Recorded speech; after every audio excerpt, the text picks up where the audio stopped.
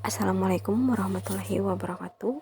Saya Diara Aisyah Walia selaku moderator acara dari kelompok 5 yang beranggotakan saya sendiri Diara Aisyah Walia, Kartalena Nur Hajijah, Lydia Zahra Hulianisa.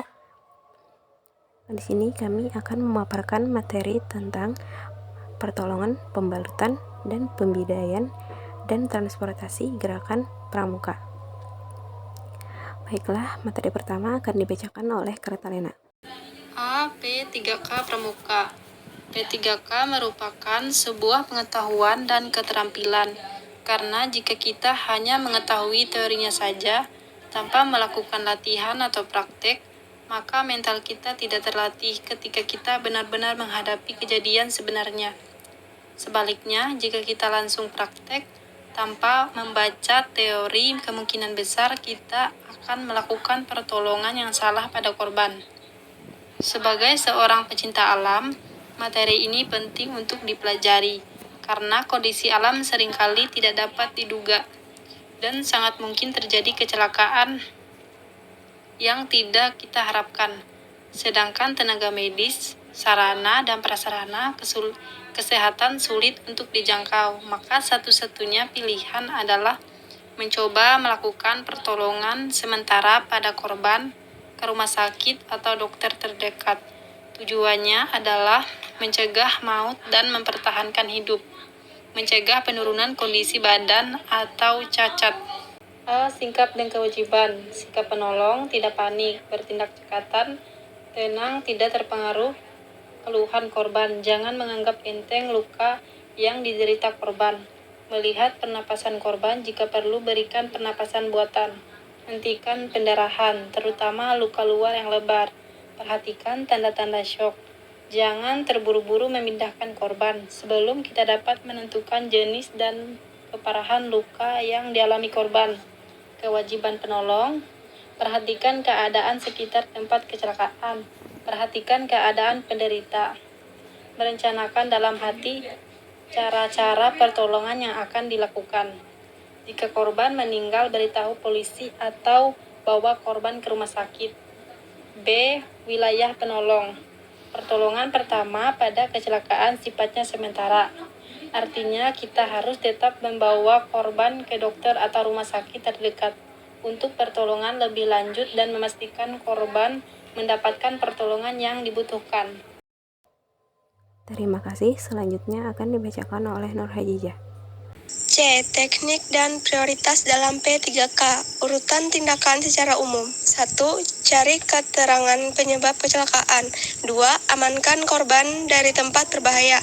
3. Perhatikan keadaan umum korban, gangguan pernapasan, pendarahan, dan kesadaran. 4. Segera lakukan pertolongan lebih lanjut dengan sarana yang tersedia. 5. Apabila korban sadar, langsung beritahu dan kenalkan. Selain itu, ada juga yang dinamakan prinsip life saving, artinya kita melakukan tindakan untuk menyelamatkan jiwa korban.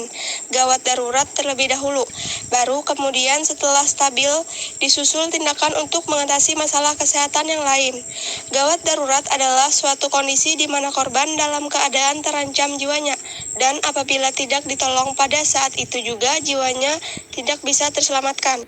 D. Keterampilan pertolongan pertama pada kecelakaan. Yang pertama, keterampilan pertolongan pertama pada kecelakaan P3K merupakan salah satu kegiatan kepramukaan yang memberikan bekal peserta didik dalam hal pengalaman, kewajiban diri untuk mengamalkan kode kehormatan pramuka, kepeduliannya terhadap masyarakat atau orang lain, kepeduliannya terhadap usaha meningkatkan citra gerakan pramuka di masyarakat. 2. Keterampilan pertolongan pertama pada kecelakaan merupakan seperangkat keterampilan dan pengetahuan kesehatan yang praktis dalam memberikan bantuan pertama kepada orang lain yang sedang mengalami musibah. Pertolongan pertama pada kecelakaan P3K. P3K bagi pasien yang berhenti bernapas. Kalau seseorang tiba-tiba napasnya berhenti, apapun latar belakangnya harus segera dilakukan napas buatan. Cara paling praktis dan efisien untuk menyelamatkan nyawa orang tersebut adalah dengan jalan merupakan napas ke paru korban. Langkah-langkah pertolongan dengan napas buatan dari mulut ke mulut atau hidung sebagai berikut. Kepala korban diletakkan dengan posisi dagu mendongak ke atas, rahang ditarik sampai mulut terbuka, penolong membuka mulut lebar-lebar dan ditempelkan ke mulut korban rapat-rapat dan pencet hidung atau tutup hidung korban dengan pipi atau dapat juga dengan jalan tutup mulut korban. Terima kasih. Selanjutnya akan dibacakan oleh Lydia. B. Pembalutan dan pembidaian. A. Pembalutan.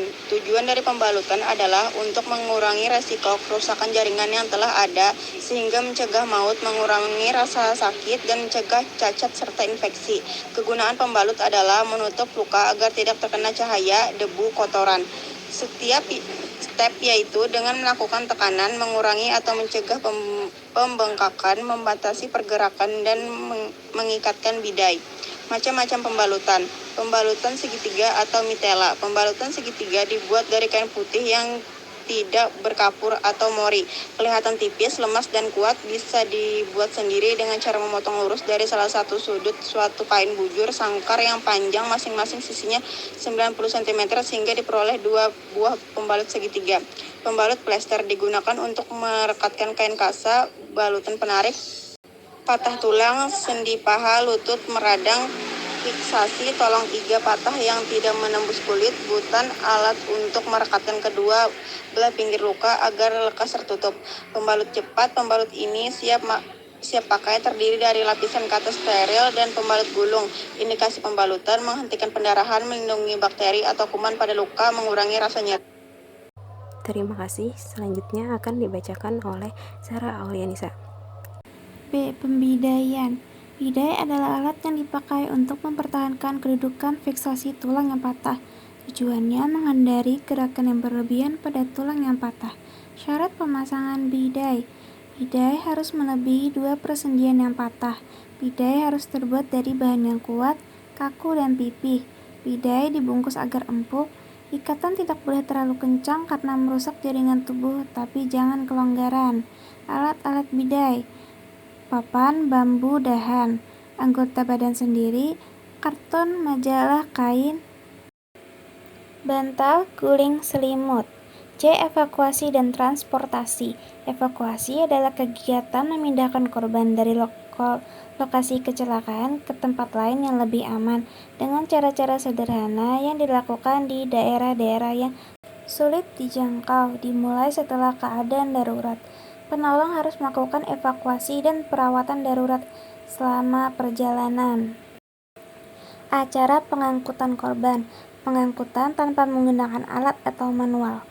Pada umumnya digunakan untuk memindahkan jarak pendek dan korban cedera ringan. Dianjurkan pengangkat korban maksimal 4 orang. Pengangkutan dengan alat tandu, rangkaian pemindahan korban. Persiapan pengangkatan korban ke atas tandu, pemberian selimut pada korban. Tata letak korban pada tandu disesuaikan dengan luka atau cedera. Prinsip pengangkatan korban dengan tandu. Pengangkatan korban harus secara efektif dan efisien dengan 2 langkah pokok. Gunakan alat tubuh, paha, bahu, dan panggul, dan beban serapat mungkin dengan tubuh. Pengangkat korban harus secara efektif dan efisien dengan 2 langkah pokok. Gunakan alat tubuh, paha, bahu, panggul, dan beban serapat mungkin dengan tubuh korban. Sikap mengangkat. Usahakan dalam posisi rapi dan seimbang untuk menghindari cedera. Posisi siap angkat dan jalan. Biasanya posisi kaki korban berada di depan dan kepala lebih tinggi dari kaki, kecuali pertama menaik bila tungkai tidak cedera, 2 menurun bila tungkai luka atau hipotermia, 3 mengangkut ke samping, 4 memasukkan ke ambulan kecuali dalam keadaan tertentu, 5 kaki lebih tinggi dalam keadaan shock. Kesimpulannya adalah pertolongan pertama yaitu upaya pertolongan dan perawatan sementara terhadap korban kecelakaan sebelum mendapat pertolongan yang lebih sempurna dari dokter atau paramedik. Pertolongan pertama pada kecelakaan sifatnya sementara, artinya kita harus tetap membawa korban ke dokter atau rumah sakit terdekat untuk pertolongan lebih lanjut dan memastikan korban mendapatkan pertolongan yang dibutuhkan. Sekian dari kelompok kami. Saya akhiri. Assalamualaikum warahmatullahi wabarakatuh.